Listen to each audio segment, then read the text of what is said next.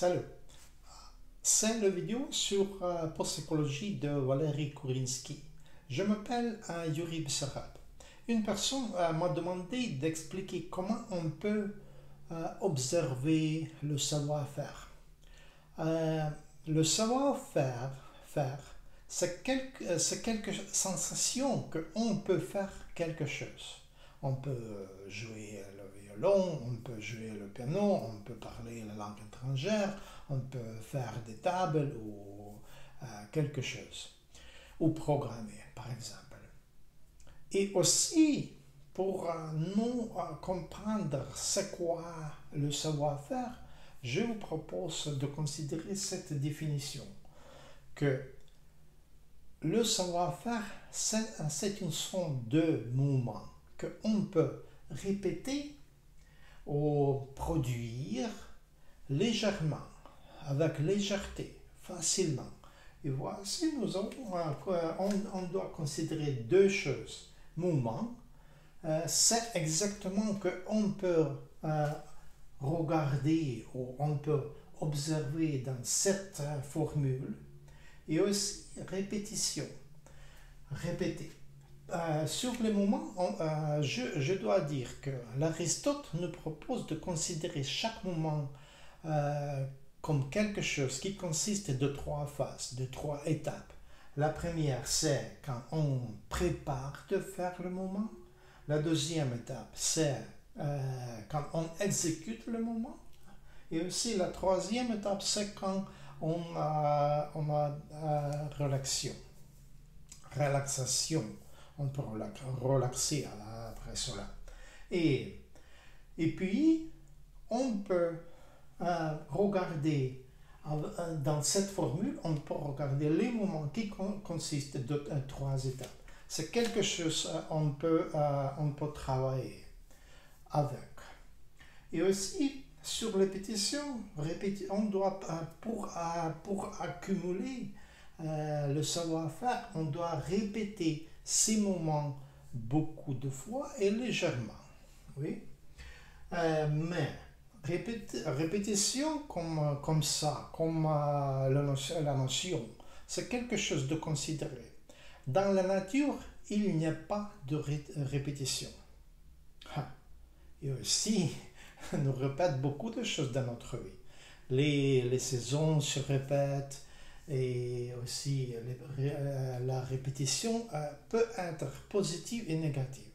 Positive, c'est quand nous avons des saisons, comme je dis. Quand le bus arrive à 8 heures et nous prend dans la ville pour travailler ou faire quelque chose. Et c'est chaque jour. Et aussi, la répétition peut être négative. C'est quand je regarde le livre d'anglais ou d'Allemagne, par exemple, toute l'année et le même livre. Et je déteste cela, oui. C'est parce que nous, on est fatigué de répéter, regarder quelque chose chaque jour ou avec quelques répétitions, oui. Et on doit faire quelque chose ici. Quand on regarde la différence, la répétition donne plaisir à nous. Mais on doit organiser dans quelque façon, on peut organiser, arranger la différence.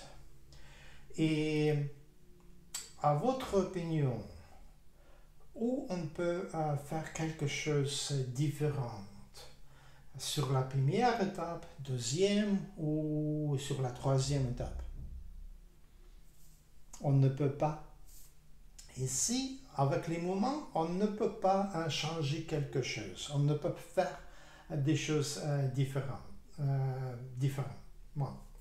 Mais on peut, comme Valérie Kourinsky propose dans ses livres, on peut organiser multicontrasticité. C'est quoi? C'est quand on répète les moments avec quelque chose de différent.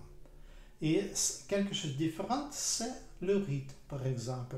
Quand je dis, par exemple, le mot table en anglais, avec les rythmes différents. Je peux dire table, table, table, comme ça.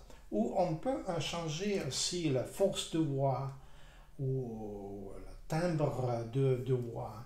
C'est les qualités qu'on peut vraiment changer dans cette formule. Et puis, chaque répétition va avoir différence et aussi cela peut dire plaisir à nous. Et c'est pas fatigant.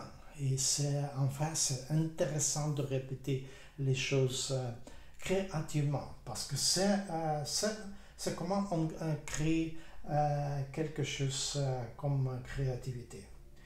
Avec cela, je crois que cela suffit pour cette fois. Au revoir.